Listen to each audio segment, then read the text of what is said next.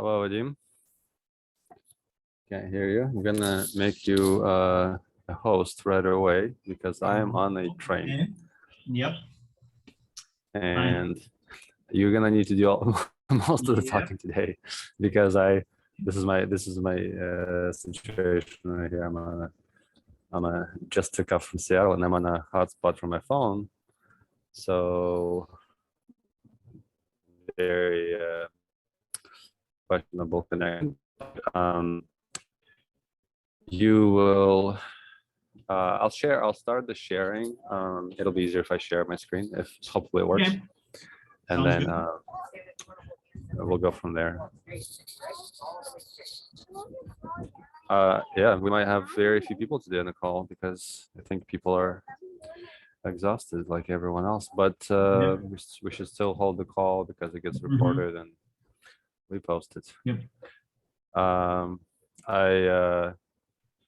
see you didn't add too many slides. You just kept it as is, right? No, I updated my slide. I just updated. I want to talk a little bit how the process of how I contact. I didn't create a slide for that. I just want to talk a little bit how we start working with new people, like what are the bases Sure. for working with them, and what is the process, so a few words, and then what the updates on the stuff on the humanitarian aid from Poland. Sounds good. All right, I'll be back in 2 minutes. We're gonna just wait and see if anyone else comes in. Make sure that you allow people in as they come in because you're the host now. Yep.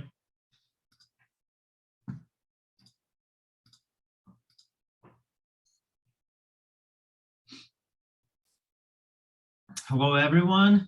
Daniel is on the train, so I will be starting to host the meeting, and then Daniel will jump in, and then we'll share all the updates. And in the meantime, we'll just wait for a few more people to join us.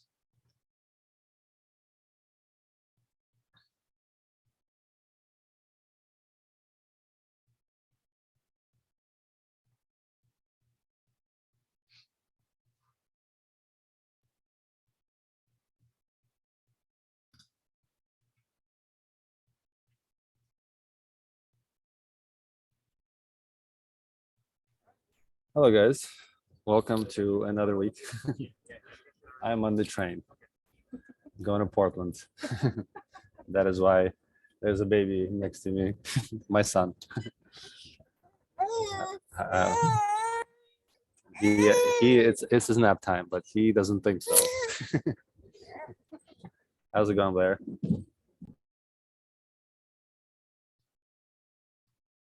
You're on mute, so if you said something, I wouldn't be able to hear.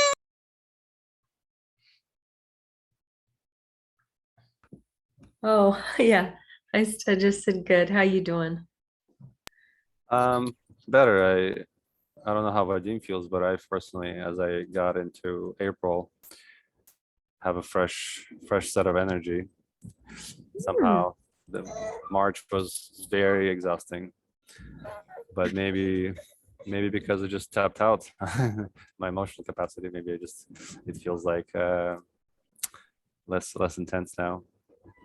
Yeah, sometimes you just have to, once you hit the wall that hard, sometimes you just kind of find yourself letting go, and you can kind of make some more space around yourself. But yeah, daffodils and cherry trees, and here on the West Coast, it's spring. So we're very lucky to be here.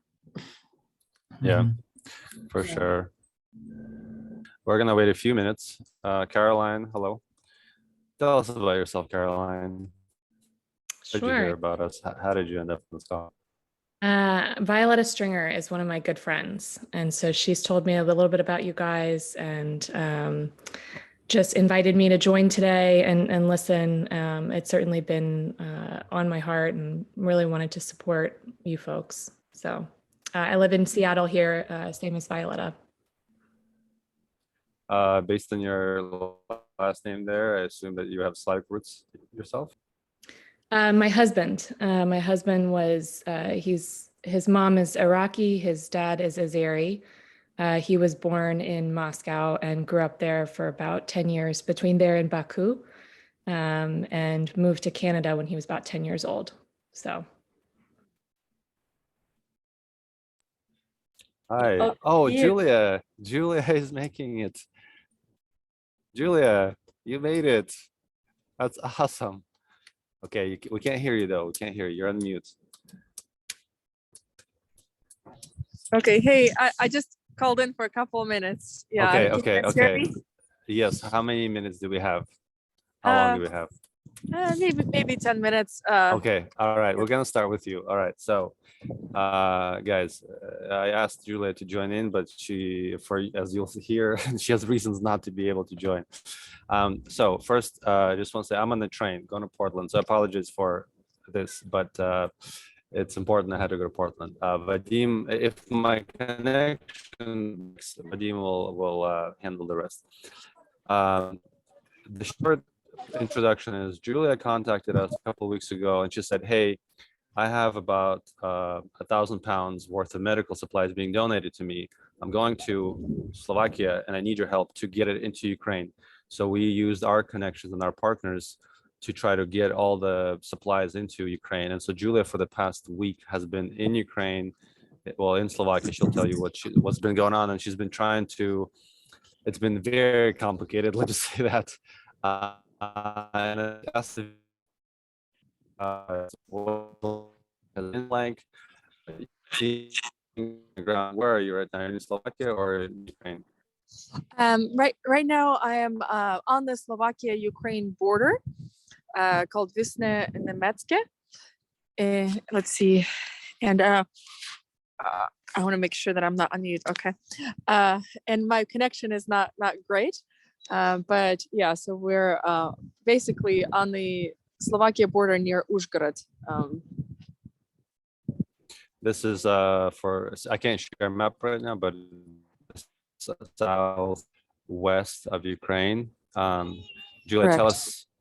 us past week what has happened, how everything went, what you're seeing, anything that you can. Sure, sure. So I ended up applying for some medical supplies donation with a company called MedShare, and they approved, my request, and then I decided, to work with you guys to get the supplies into Ukraine, and then also then beyond that to disperse it wherever it needs to go.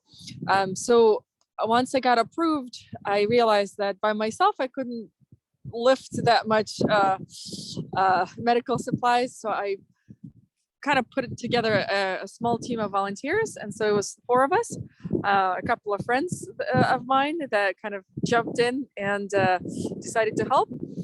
And we traveled to San Francisco. We packed up the supplies into suitcases, and then we traveled to Slovakia. And of course, a lot of logistics to work out, just getting that many suitcases, on several airplanes. Some of them initially got lost, but everything was found. And then from there, we worked out some logistics of getting that across the border. We also realized that we wanted to get medication as well, and decided to purchase medications in Slovakia. And we had a fundraiser, so we had some money that we could put toward that. And again, everything was blessed by prayer, and we were going to have to visit many different pharmacies. But the second pharmacy we visited, we came across a pharmacist who was willing to put in a really big order with their warehouse. And so she asked us, "What do you want?" And we said, "Oh, we want 100 of that, 200 of that." And so anyway, so we put in just this giant order of over-the-counter medication, like pain relief, fever reducers, anti-diarrhea medication, peroxide, all kind of things. And then we also went to grocery stores and bought out all the formula that we can find, just like baby formula. And so all in all, we ended up having about 1,000 pounds of things that we brought with us, and maybe another 1,000 pounds that we purchased. And then all of that together we worked with some contacts we had in Uzhgorod to get that across the border. And, it was our first time filling out all the paperwork, and that wasn't easy, but thank you to everybody for your patience and for your help with that process. We itemized every single bag with everything that was in there for medical supplies, and even though it was somewhat complex, thankful that it all worked out. And this morning we got confirmation that the load of supplies was picked up successfully by YWAM and is now ready for further distribution. That's amazing. Before we go on, Vadim, could you share your screen really fast and just show a few visuals, like a few photos of what Julia has been sending us, so that we can help people understand what she's been doing. Yeah, sure. Let me share my screen. It's slowing connection down.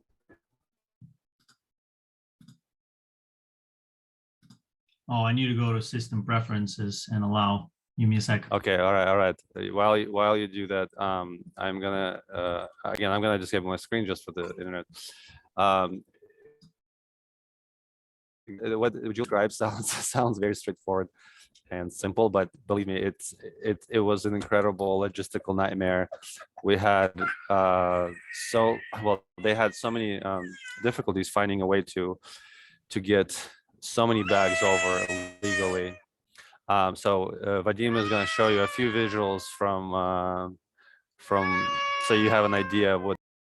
Yep. So guys, as you can see, there's a lot of communication, a lot of logistics, but I just wanted to show you that this was the road from like on the border when people were trying to get to Ukraine. There was a van loading all of the stuff to get to Slovakia and Ukrainian border. Got picked up by people from Uzhhorod, and then let me go all the way down because we have some screenshots of communication going back and forth, trying to communicate with people. And earlier today, it was all loaded by YWAM Ternopil, and it's right now en route. And actually, it arrived at YWAM base and ready for distribution. So we notified all of our people. So it was loaded in Uzhhorod into this van. And yeah, you can see how they were packing everything. Good thing that all of these are hard shell cases, suitcases. No damage, should be on the way. Sister, this is your guys came and we are them. So everything, all your suitcases and everything. And this is how we bring for them. So yeah, that's what I will stop sharing. But this is the process. That's what happened there. Yeah, I will share a little bit more when we will be looking at the map. How everything was getting to Slovakia. Then like of course Julia shared most of the part what she was doing, but then I will share a little bit more on the logistics side, what was done on our end and what is going to happen next with all the medical supplies that we received. Yeah, thank you so much. Looks like she dropped off, but so grateful that she was able to connect. Basically it was all her initiative, and she did all the work, but we were just able to participate because we had the contacts in Ukraine to be able to distribute all that she brought. So we participated by helping file the paperwork and helping find the people who can actually get it into the hands of those who need it, because it's one thing to get it across the border and another to know how to get it into the hands of those that need it. So I believe three of our contacts, as soon as the medical supplies were delivered into a warehouse, three of our contacts came and took that stuff so that they can distribute it within their network. So there's definitely a big team effort. While I have my connection still going, I'm going to share my screen, and if it starts to be hard to, hard to watch. I apologize. Let me know if it's too slow. But um, once again, I'm on the train with a phone connection, so it must. We are losing it, and I'm ready to take over. I'm ready to take Okay, over. all right. Vadim is gonna take over, and Vadim will actually show all the slides. The numbers are self-explanatory, and I will listen in.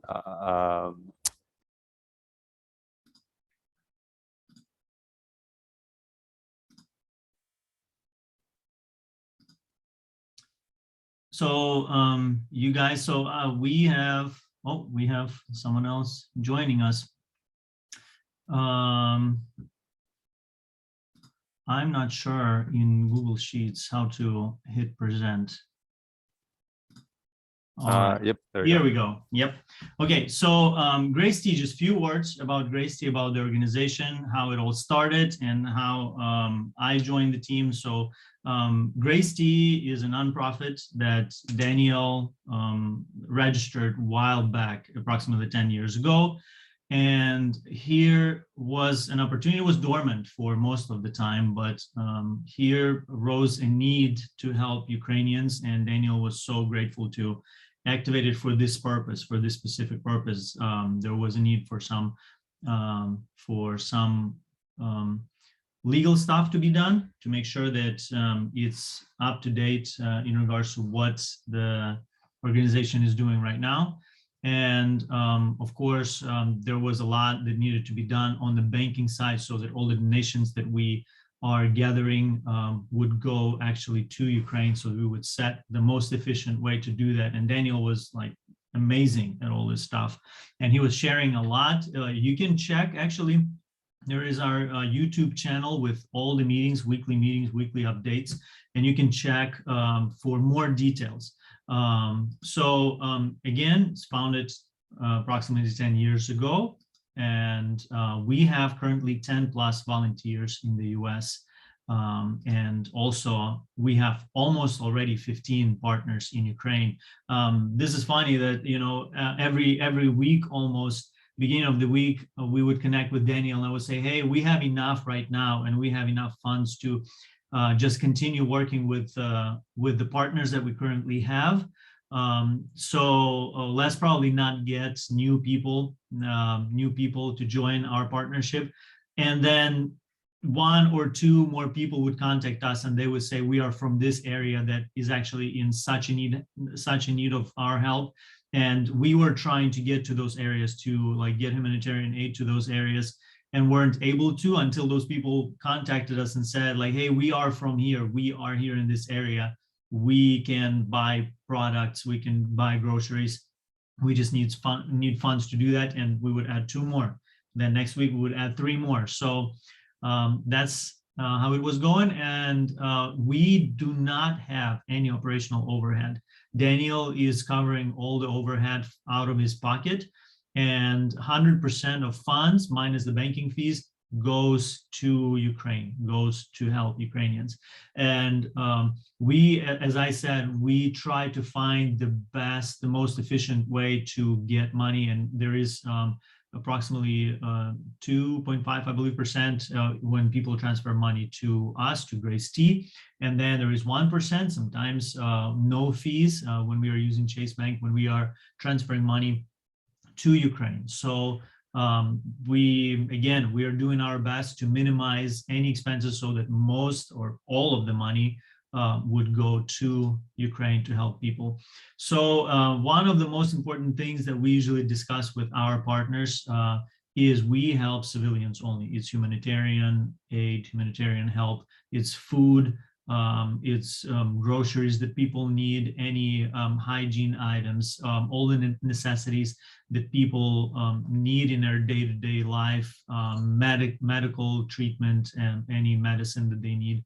So, and that goes only to civilians. So we emphasize that, and our partners, even though some of them are working with warehouses that help military bases, their work, our partners' work, is specifically targeting civilians in Ukraine. So that's very important to us. That's very important to people who donate money to us, and we are keeping that promise. So our mission is to support war victims in hard-to-reach conflict zones, war zones where supply chains have been disrupted and people are most vulnerable and desperate for food, water, and emergency aid. We do this through carefully vetted partnership with trusted friends and allies on the ground in Ukraine. So our team consists of 4 people. Daniel is the director, and me, I'm Vadim. I'm responsible for operations and a lot of logistics, a lot of communication with our partners in Ukraine. Anastasia is our communications director, and she does a lot of communication on this side when communication, things that we receive from our partners, she then sends to our donors here on the American side. And Marina, Daniel's wife, she is our administrator. She is responsible for most of the bookkeeping reports that we are getting, the receipts that we are getting, all of these things. I'll quickly check our chat. So that was Daniel. Okay, so just to make sure that if you guys have questions, you can type them in the chat, and I'm going to respond as we go. So financials so far.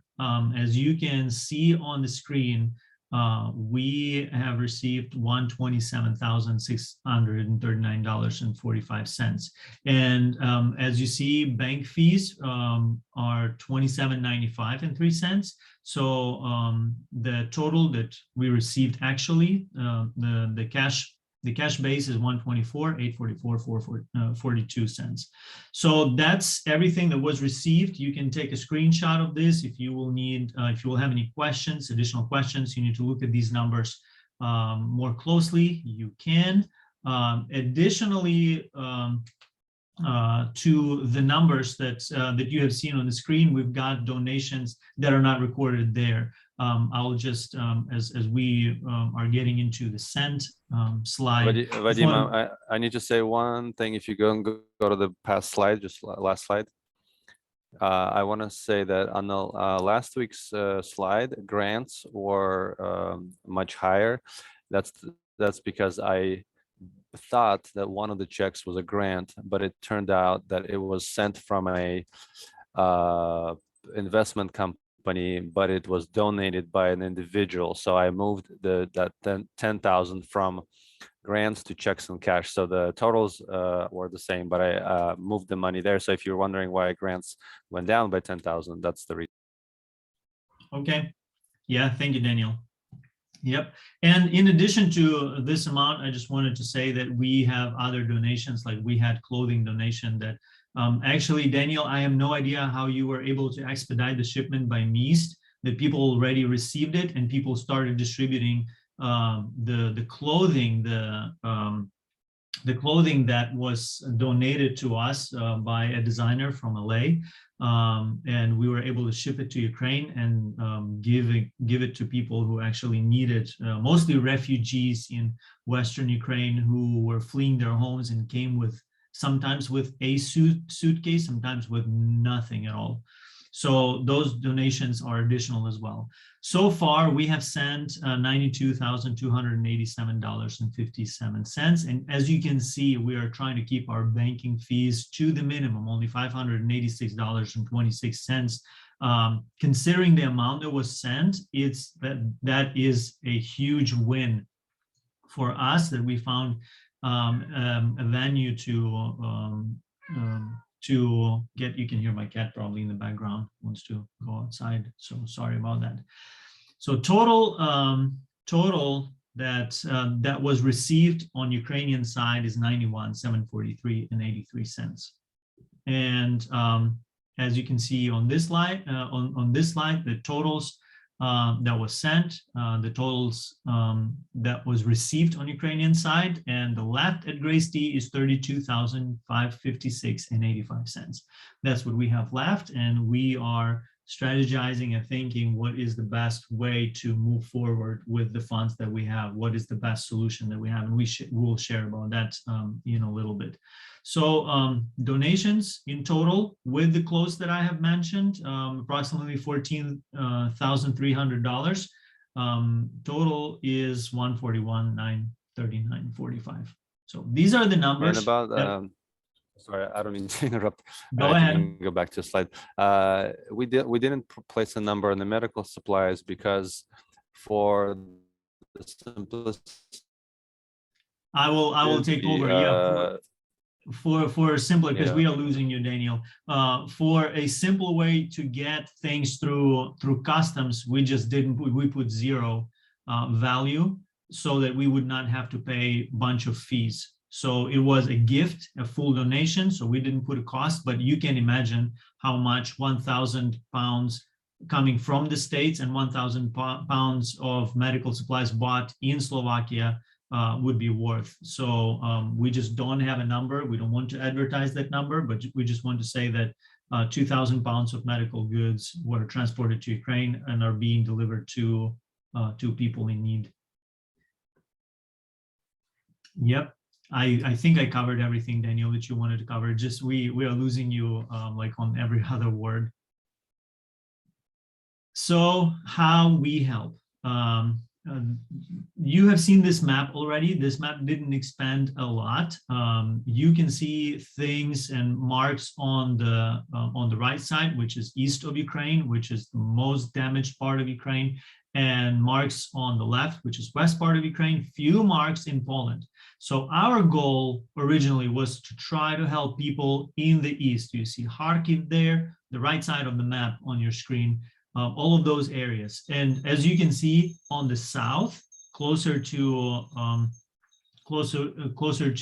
the Black Sea, to Azov Sea, there are no marks, even though those cities, this is where Mariupol is. You probably have heard and seen that city, how much destroyed it is. So we are not able to get there to those cities. It's currently it's impossible on the government level. I know that some government officials and some international peacemaking teams are trying to get to those cities. So we are grateful for that, but our drivers cannot get to those areas. So our original plan was to help people on the east of Ukraine.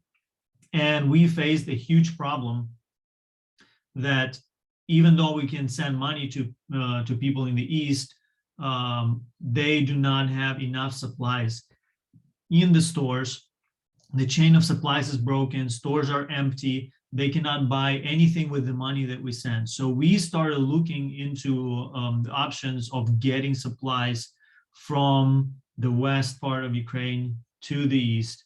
And we found several organizations, several people, several teams that are doing that, and that are already transporting things to the east, and we start partnering with them to deliver things to our partners and to help them deliver to their partners, because they already have some of the network as well.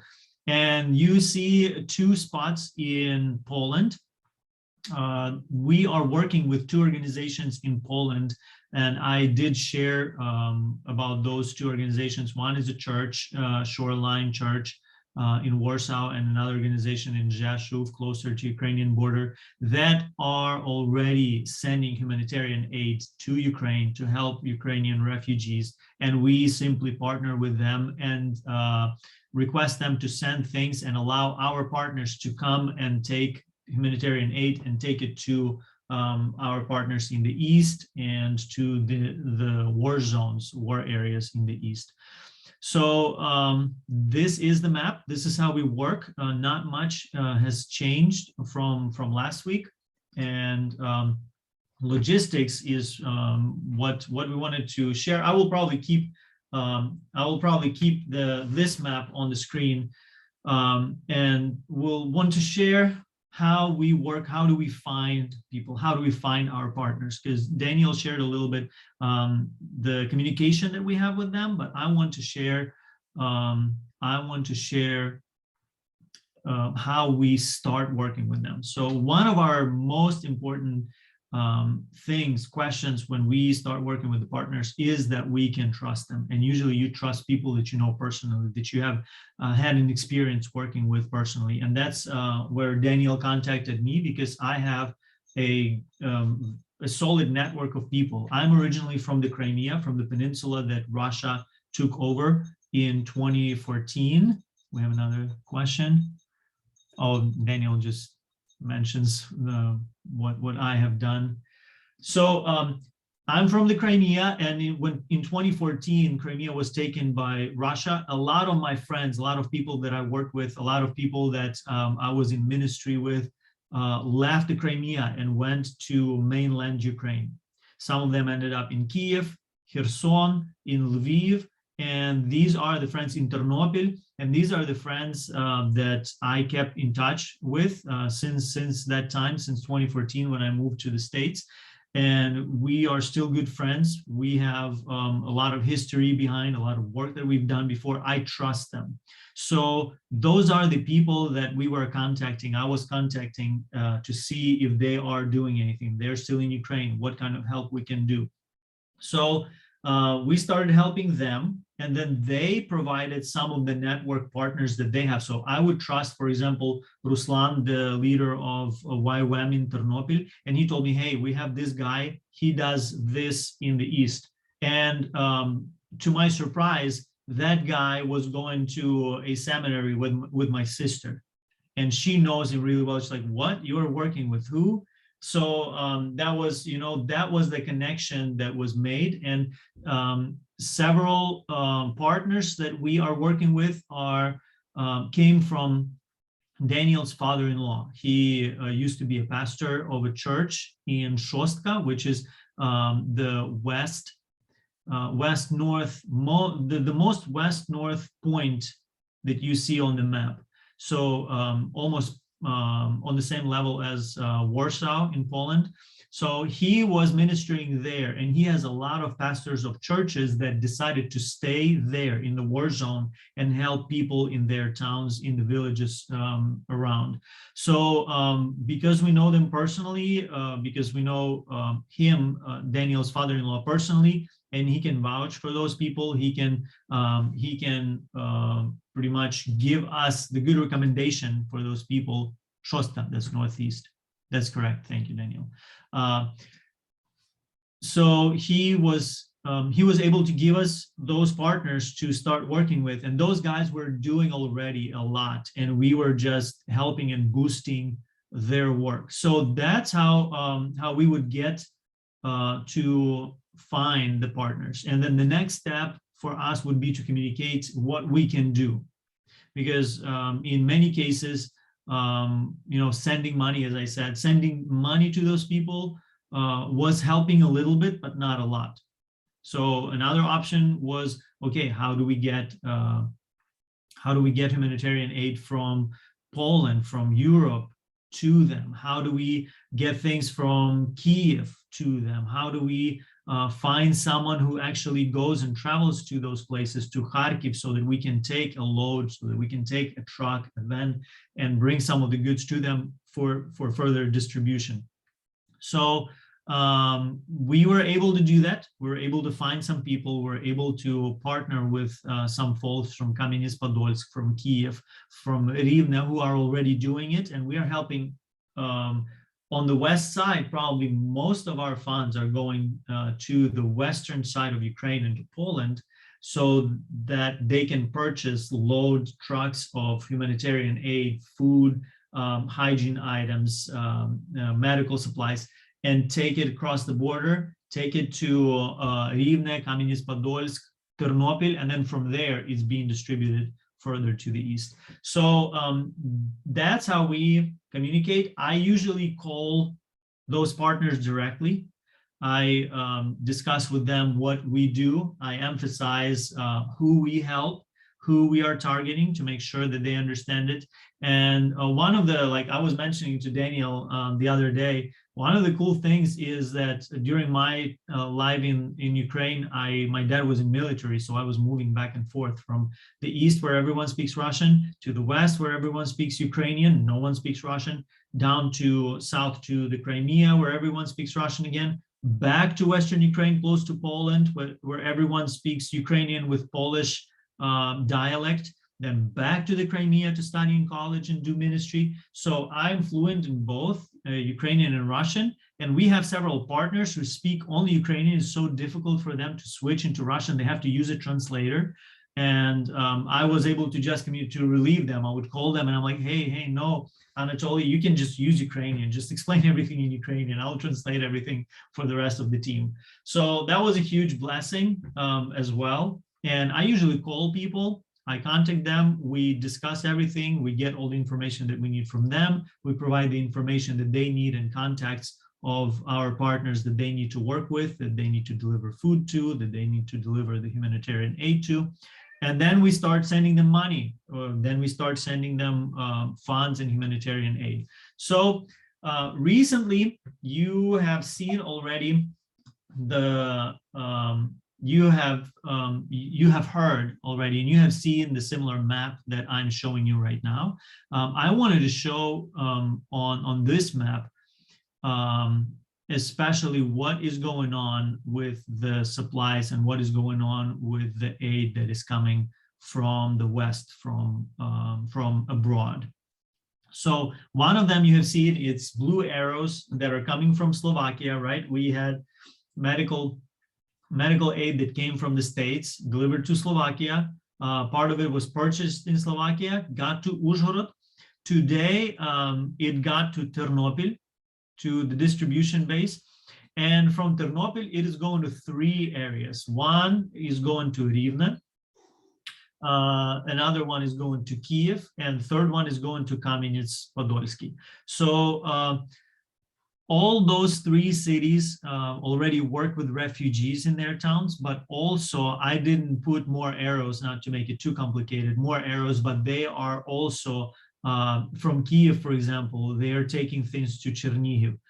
They're taking things to Poltava and like Preluki and that area around Sumy and Konotop, into those areas. From Kamenets-Podolsky, these guys are going like across, and you can see from last week the map, they are going from Kamenets-Podolsky all the way to Donetsk, all the way to the east of Ukraine, to Donetsk region. Some of them are taking things to Mykolaiv.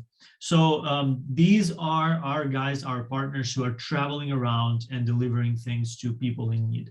So next question was, okay, how do we get things to them? And we have partnered with a church called Shoreline Warsaw in Poland, and you can see these green arrows coming from Warsaw, and they are coming to the border. So you would say, like, how? Like, why are they coming to the border? The easiest way to get things to Ukraine is to transfer the humanitarian aid at the border in gray zone. So Polish drivers are coming to the gray zone. They don't have to go through customs. Ukrainian drivers are coming. Whoa, my cats are being crazy a little bit. Ukrainian drivers are coming to the gray zone. They're meeting there together. They are unloading Polish trucks, loading everything onto Ukrainian trucks and bringing them to their distribution centers and then taking them to the east. So why we have 3? Because we continue to partner with these 3 areas, with these 3 guys who have distribution centers, who are taking things to refugees in need. One is in Rivne, Anatoly in Rivne, another Anatoly as well. Anatoly is in Kiev, so he is from Kiev and he distributes a lot of things. And the third one is Roman in Kamenets-Podolsky. So these 3 spots that you see are the easiest spots for these 3 guys to get to the gray zone, so that they can come, load their stuff, and take it to the people in need. So the first big donation to purchase everything that we need to Shoreline Church went out last week. And our partner there, Olga, she is going to be loading the trucks. She is like, I did establish communication between those three guys, Anatoly, and Roman, and Olga in Warsaw, to find out what are their needs. What are the topmost necessities that they need from Poland, so that she would buy and she would load specifically what they need for that area. So she's going to be loading specifically for Rivne, what they need, purchasing those things, loading that on the truck. Their drivers will take it to the gray zone. At that time, Anatoly from Rivne is going to come to the gray zone, pick it up, take it to their base, and then start distributing. So this is what this is how we work. This is what we do right now. This is where we are at, and I think it's a huge success. Truthfully speaking, I would not think we would be where we are at. This is week 5 of war, week 4 of our work. It's a huge blessing, and like having still funds that we have right now available to continue doing this work, to loading the trucks and sending things to Ukraine, that's a huge blessing. One prospect that we have, I'm going to share with you, is a grant that we are currently have one of Daniel's friends applying for us in Europe. So if we will get that grant, we might get $25,000 and $25,000 match. That's $50,000. That's pretty much 5 semi trucks full of humanitarian aid and medical supplies that we'll be able to get from Poland to Ukraine. So this is one of the prospects. Keep that in your prayers and keep that in your thoughts as we are investigating if that would be something that we will be able to receive. But so far, where we are at and how many people we're able to help, it's just tremendous. And I just wanted to real quick just show you, because we were sharing with you last week some of the things that we received from our partners in Ukraine. This is what we like, things that we received today. These are like, they're loading still. These are the pictures, the new driver that they got, new volunteer that they got that does things for free. Pictures of them loading, unloading. I'm sorry, my stuff is still loading here. Thank you notes, huge thank you notes from people who receive donations.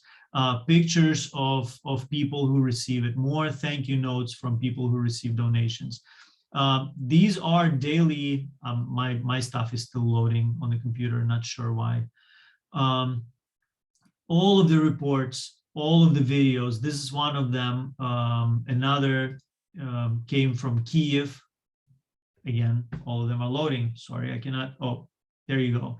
Another is they were able to get for free from one of the warehouse. They were able to get some of the products for free, and they used our money, our funds, to purchase more things from the warehouse and load everything and start taking it to people. So you can see them loading, unloading things. So we receive that every day. We receive updates every day.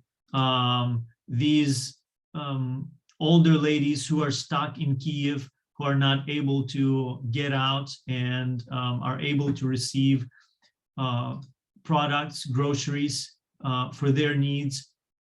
That's just amazing to see. Again, everything is heartbreaking, at the same time amazing to see. So we continue communicating with our partners in that way on daily basis, processing everything that they are sending us, just thanking them, receiving the reports. Marina is processing all of the receipts that we are receiving, and just continuing to keep it up with the good work. So that's the report. That's what we have. I don't know if you guys have any questions. I don't know if Daniel, if you have anything else to add to the report. If you can hear me. Yeah, we can. We try very hard to share as much as possible without being too repetitive on each Saturday. So if you want to learn more, a couple of ways you can do that is watch maybe the previous call recording, which is on our YouTube. You can search for Grace Tea Nonprofit. You can also always reach out to us. You can reach out to me or Vadim. You can get in the call. Like if you have questions about how we choose our partners, why do we trust them? How do we make sure that we are being responsible with the funds? How do we do what we do? We're all more than open to share anything you may be interested in. And I also want to say thank you to everyone who is helping. There are a few people on this that are just helping with anything they can, whether that's helping us fill out the paperwork for grants, which is David on this call, or Violet helping us connect with attorneys that can help us make sure that our paperwork is in order. And I know many others have offered to help, and I have been slow to, because I've been so overwhelmed with all the work, been slow to find a way for you to help. But there has been so much support over this last month, and just want to say huge thank you. Also want to say again thank you to Vadim. Vadim has done an incredible job. The amount of communication that happens is just crazy. I woke up on Monday to the Telegram, which is where our communication is. I woke up to over 200 messages in the morning. So it was just that's just daily messages, because we have those 10 plus partners. Everyone is communicating with us. Everyone's trying to figure out, how do we get the food over to people? Where do we do this? How do we get the paperwork? Just for example, to get this medical supplies from Slovakia into Ukraine, there has been so much work with the paperwork, because there's just a lot of requirements, and Vadim has been instrumental in getting all that done. So just want to say thank you to him. Thank you to all of you who are interested in supporting us and spending your time. Most of the viewers are on YouTube, so anyone watching on YouTube, thank you for watching as well, and thank you to all of you who joined live today. Yep. All right. If you guys don't have any questions, we are actually going to wrap up a little bit sooner today. Like we were planning last week, but it went over 1 hour. Today we're a little bit shorter. Keep us in your prayers, in your thoughts. Much appreciated. There is a lot of stress. This is what is called a secondary trauma to both me, to Daniel, because I can relate. I've been there when we were fleeing the Crimea, when there were troops on the streets. At least they were not shooting people who were trying to leave, but I can relate. And like sometimes it's just so overwhelming. I need to talk it out. I know that people are tired of listening about Ukraine, but even this morning I called my sister, and like I have this like huge burden on my shoulders. I reviewed everything that our partners have sent to us, the brokenness of the situation there. I just told everything to my sister, and it's like a huge relief, like a breathe out. And just doing that, keeping up with with our spiritual strength, with our souls and hearts to be guarded, and doing our best every day. So thank you for your help. Thank you for being here and listening to us, and like being interested and helping us. That's tremendous. That supports us. Thank you, everyone. Have a good Saturday. Thanks a lot. All right. Have a great Saturday, everyone. Again, thank you for joining the call, and we'll see you. Invite other people to join us next week.